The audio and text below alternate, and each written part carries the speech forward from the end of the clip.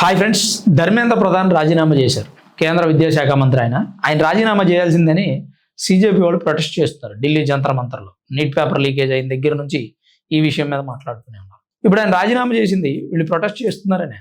ఈ ప్రొటెస్ట్ చేసే వాళ్ళలో విద్యార్థులు తక్కువ మంది ఉన్నారు కదా, వాళ్ళ కోసం రాజీనామా చేసినట్ట, లేదా వీళ్లతో పాటు సంఘ విద్రోహ శక్తులు కొన్ని చేరాయి కదా, వాళ్ళ కోసం రాజీనామా చేసినట్ట? నరేంద్ర మోదీ చెప్పినట్టు యువత సంక్షేమ భవిష్యత్తు కంటే ఏదే ముఖ్యం కాదు, అందుకు రాజీనామా చేశారు ఆయన. ఇక్కడ ధర్మేంద్ర ప్రధాన్ విద్యాశాఖ మంత్రిగా ఉంటే యువత సంక్షేమం భవిష్యత్తు బాగోలేదంటే బాగానే ఉంది. కానీ వీళ్ళు ఏమంటున్నారు, మాకు విద్యాశాఖ మంత్రి రాజీనామా చేయాల్సిందే అంటున్నారు. అది యువత ఆలోచన లేదా యువత వెనకుండా నడిపిస్తున్నటువంటి వ్యక్తుల ఆలోచన, ఏదైనా కానీ రాజీనామా అయితే ఇచ్చారు. అసలు ఆయన రాజీనామా ఇవ్వడానికి ముఖ్య కారణం ఏంటి? నీట్ పేపర్ లీక్ అయింది. నీట్ పేపర్ ఆయన వల్ల లీక్ అయిందా? కాదు, ఆ వ్యవస్థలో పనిచేస్తున్నటువంటి కొంతమంది వ్యక్తుల వల్ల లీక్ అయింది. 47 మంది బ్యూరోక్రాట్స్ని NTA, national testing agency terminate చేసి వాళ్ళ స్థానంలో కొత్త వాళ్ళని తీసుకుంటామని నోటిఫికేషన్ కూడా రిలీజ్ చేసింది. ఇప్పటికే యూపీఎస్సీ ద్వారా కొంతమందిని కూడా తీసుకున్నారు. అయినా కానీ వీళ్ళు రాజీనామా చేయాల్సిందే ధర్మేంద్ర ప్రధాన్ పట్టుబట్టారంటే దీని వెనకున్న కుట్ర మీకు అర్థం కాల, చాలా మందికి అర్థం కాదు కూడా. అయితే ధర్మేంద్ర ప్రధాన్ విద్యాశాఖ మంత్రిగా బాధ్యతలు చేపట్టిన తర్వాత విద్యా వ్యవస్థలో పాఠ్య పుస్తకాల్లో కొత్త మార్పులు తీసుకొచ్చారు. ఒకప్పుడు మొఘలులు మన దేశాన్ని పరిపాలించారు 600 సంవత్సరాల సమయం. వాళ్ళు తోపులు, తురుములు, ఖాన్లు అని చెప్పి మన పాఠ్య పుస్తకాల్లో అక్బర్, బాబర్, బీర్బల్, మొఘల్ చక్రవర్తుల గురించి పెద్దగా చాటభారతం రాశారు. వాళ్ళు గొప్పోళ్ళు అని చెప్పి మన మెదడులో ఎక్కించారు. దాన్ని పూర్తిగా మార్చేసిన వ్యక్తి ధర్మేంద్ర ప్రధాన్.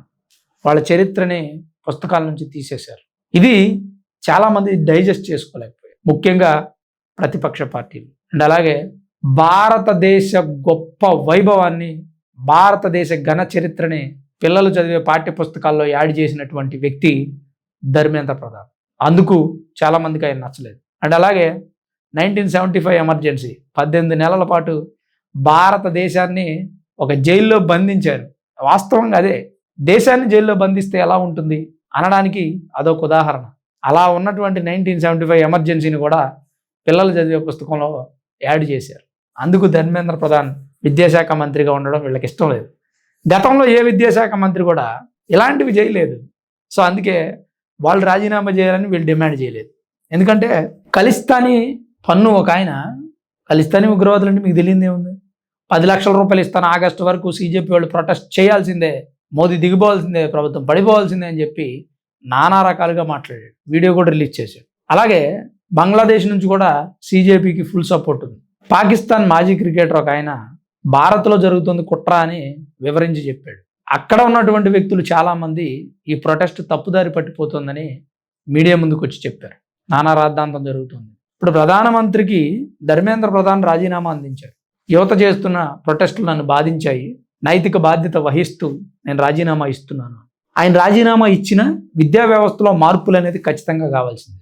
ఏదైతే ఇప్పుడు ప్రభుత్వం పేపర్ లీక్ వ్యతిరేక బిల్లును తీసుకొచ్చిందో అది పాస్ అయింది కదా, అది ఖచ్చితంగా కంటిన్యూ చేయాలి. అండ్ అలాగే నీట్ పేపర్ లీక్ అవడానికి కారణమైన వ్యక్తులు ప్రస్తుతం జైల్లో ఉన్నారు కదా, ఆ జైల్లో నుంచి వాళ్ళు బయటికి వచ్చేసి మళ్ళీ హ్యాపీగా సమాజంలో కలిసిపోతారు. అట్లా కాకుండా పేపర్ లీకేజీకి కారణమైన వ్యక్తులకి 10 సంవత్సరాల జైలు శిక్ష, ₹1 జరిమానా పడేలాగా చట్టాన్ని తీసుకొస్తా ఉన్నారు. అద్భుతమైనటువంటి ఆలోచన. ఫ్యూచర్లో జరిగే అవకాశం లేదు. కొన్ని వందల సార్లు ఈ దేశంలో పేపర్ లీకులు జరిగాయి.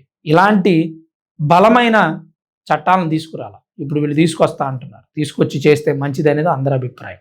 ధర్మేంద్ర ప్రధాన్ రాజీనామా చేస్తే జరిగేదేంటి, అతను రాజీనామా చేయకపోతే జరిగేదేంటి అనేదే ఇక్కడ పాయింట్. ఆయన రాజీనామా చేస్తే సీజేపీ నేతల అహం నెరవేరుతుంది, వాళ్ళ ఈగో సాటిస్ఫై అవుతుంది. సీజేపీ పార్టీ వెనకుండి నడిపిస్తున్న రాజకీయ పార్టీల ఈగో కూడా సాటిస్ఫై అవుతుంది. ఆయన రాజీనామా చేయడం వల్ల విద్యా వ్యవస్థలో ఏమైనా మార్పులు వస్తాయంటే రావు.